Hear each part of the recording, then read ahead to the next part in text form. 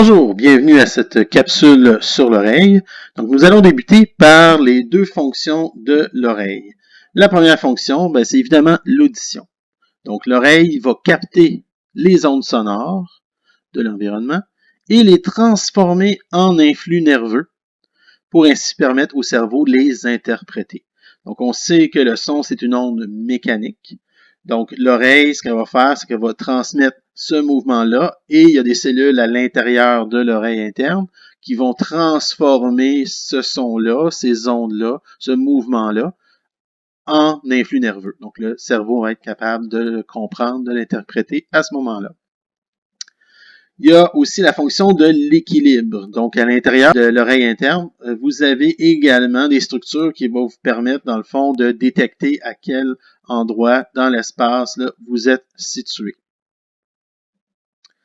Donc, dans l'oreille, vous avez trois régions. Vous avez l'oreille externe avec le pavillon conduit auditif. Vous avez l'oreille moyenne avec le tympan et les trois osselets. Et vous avez l'oreille interne avec le vestibule, les canaux sémicirculaires et finalement la cochlée. Donc, dans vos notes de cours, en jaune, on va indiquer tout ce qui est par rapport à l'oreille externe. En bleu, ce qui est lié à l'oreille moyenne. Et en vert, ce qui est lié à l'oreille interne. Donc, si on commence par le pavillon. Donc, le pavillon, c'est un bout de cartilage, dans le fond, qui va servir à capter le plus de sons possible, puis pour les acheminer ici, dans le conduit auditif, qui est un conduit là, de 2,5 cm. Et on va acheminer le son à ce moment-là vers la petite membrane qui est ici, translucide, qui est le tympan. Donc, le tympan va vibrer et va à ce moment-là transmettre ce mouvement-là aux osselets de l'oreille moyenne. Donc, l'oreille moyenne, vous avez trois osselets. Donc, les osselets, qui sont les plus petits os là, du corps humain. Vous avez tout d'abord le marteau. Donc, le tympan va faire bouger le marteau, qui va faire bouger l'enclume et qui va faire bouger l'étrier à ce moment-là. Donc, le marteau frappe sur l'enclume qui fait bouger l'étrier. Et ce mouvement-là va être transmis à l'oreille interne en passant à ce moment-là au tout départ par la fenêtre ovale. Fait qu'ici, vous avez une image du tympan. Et ici, vous avez une image des trois osselets en donnant un ordre de grandeur là, par l'échelle.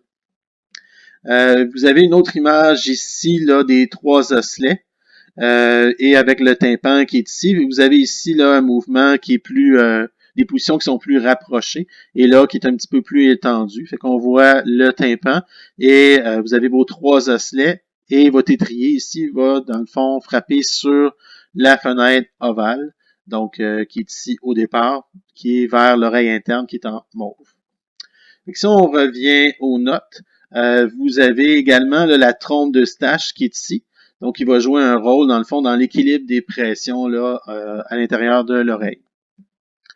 Dans l'oreille interne, qu'on va indiquer en vert dans les notes de cours, on va indiquer le vestibule.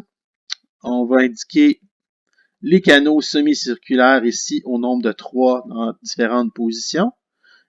On va indiquer la cochlée, qui est en forme d'un peu de colimaçon. Et finalement, le nerf auditif, qui est constitué de 2 autres nerfs. Donc, pour terminer, l'oreille interne. Donc, on va repasser chacune de ces structures-là. Donc, on va commencer dans l'oreille externe, donc en jaune, le pavillon. Donc, comme on a dit, il va capter et diriger les sons. Par la suite, le conduit auditif, donc c'est un conduit d'environ 2,5 cm. Il traverse l'os temporal, donc dans le fond l'os de la tempe là, de la tête. Donc il va canaliser le son jusqu'au tympan. Le tympan, il ferme le conduit auditif. On a dit que c'était une membrane qui était très mince, donc seulement 1 cm de diamètre. Donc il va transmettre les vibrations de l'air au marteau, donc le marteau qui est le premier des osselets. On va regarder une image là du tympan. Donc on voit, on devine dans le fond le marteau qui est ici. Donc sur l'image à droite, là c'est le malleus.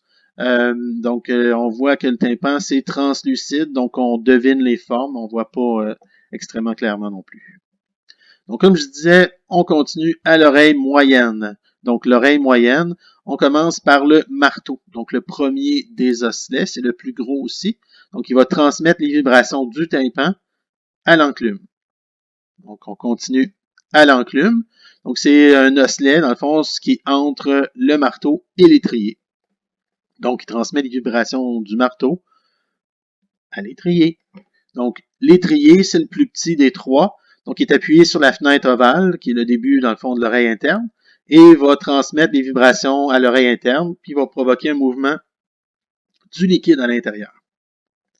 Et finalement, on a vu aussi la trompe d'Eustache, là, qui est le conduit, qui relie le nez et la gorge. Donc, c'est lui qui va permettre d'équilibrer la pression entre l'oreille externe et moyenne. Dans l'oreille interne, donc vous avez tout d'abord les canaux semi-circulaires, donc les genres de canaux en demi-boucle qui sont orientés dans le fond dans les trois plans, X, Y, Z. Fait que lui, il va transmettre à ce moment-là, à cause du mouvement du liquide à l'intérieur, des informations sur l'orientation de la tête et sur les rotations qu'on va faire. Donc, ça va être assez important. Vous avez le vestibule. Donc, le vestibule, c'est l'entrée de l'oreille interne. Donc, vous allez avoir à ce moment-là des cellules qui vont transmettre des informations justement sur l'équilibre et les déplacements de la tête. Et vous avez aussi la cochlée, donc le double emroulement de spirale. Donc, ça commence à la fenêtre ovale.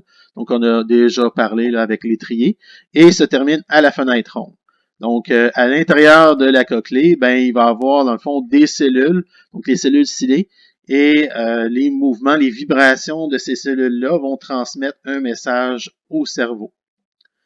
Donc, la perception des sons, dans le fond, se fait par le mouvement du liquide qui est contenu dans la cochlée. Donc, comme on a vu là dans une capsule précédente, ben l'amplitude de l'onde, donc de ce mouvement-là, va correspondre au volume du son, donc à l'intensité du son à ce moment-là. Donc, plus on monte haut par rapport à la position d'équilibre, ben plus le son va être intense, donc fort. Puis, on a vu aussi la fréquence de l'onde. Donc, à ce moment-là, la fréquence du mouvement des cellules ciliées, ben, elle va correspondre à la note. Donc, lorsqu'on a une fréquence qui est haute, donc, par exemple, l'onde qui est en rouge, ben, on va avoir un son qui est aigu. Donc, on a une longueur d'onde qui est plus petite. Donc, un son aigu. Tandis qu'en bleu, ben là, c'est un son qui est grave, comme on avait vu précédemment. Donc, les hautes fréquences, c'est les sons aigus. Ça va être capté par les cellules ciliées situées à l'intérieur de la cochlée, évidemment, mais à l'entrée, donc près du vestibule. Donc, ce qui est intéressant, c'est que dans le fond, selon leur position, les cellules n'ont pas exactement la même fonction.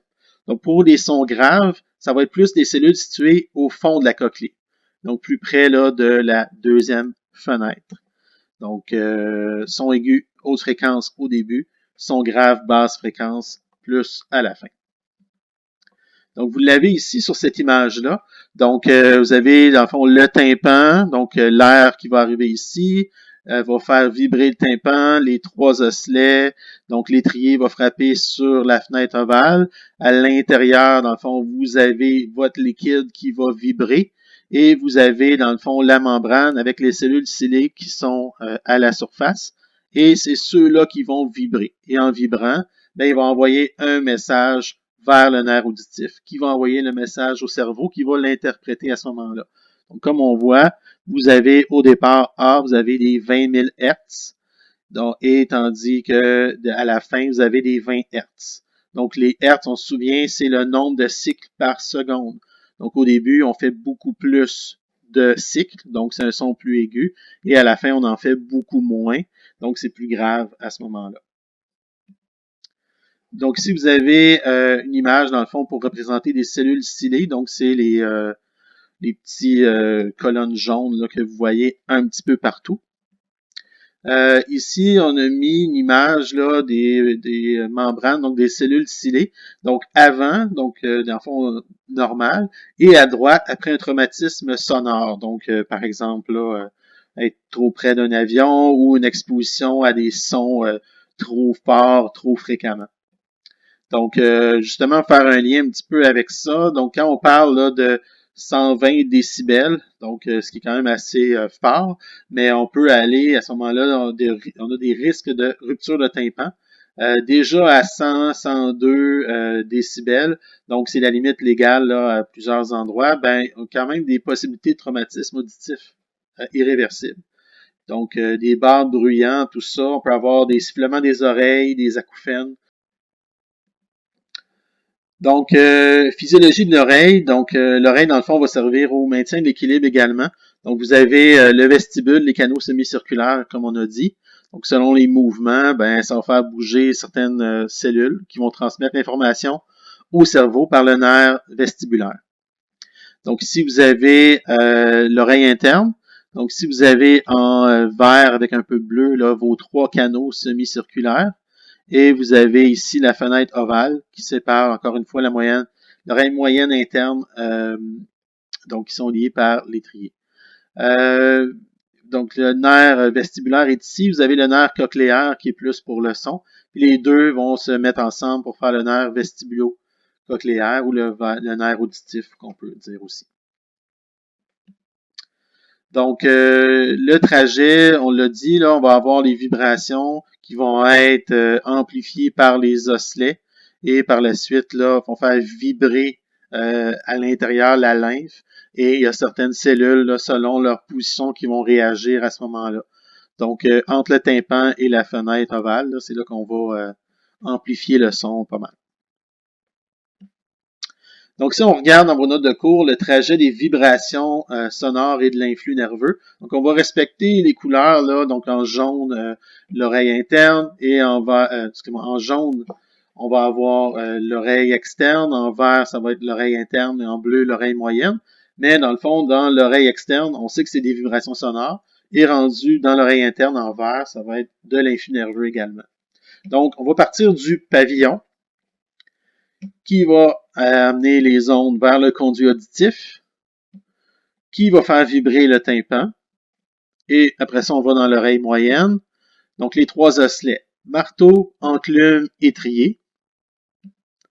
Et là, on est rendu dans l'oreille interne. Donc, le vestibule, la cochlée, le nerf cochléaire, le nerf auditif et l'air auditif du cerveau. Okay, donc, on ne parle pas des canaux semi-circulaires parce que, dans le fond, là, c'est plus pour l'équilibre. Puis le nerf cochléaire ben, va se joindre là, à l'autre nerf pour faire le nerf auditif. Donc, vous avez le trajet à ce moment-là. Donc, on vous remercie beaucoup.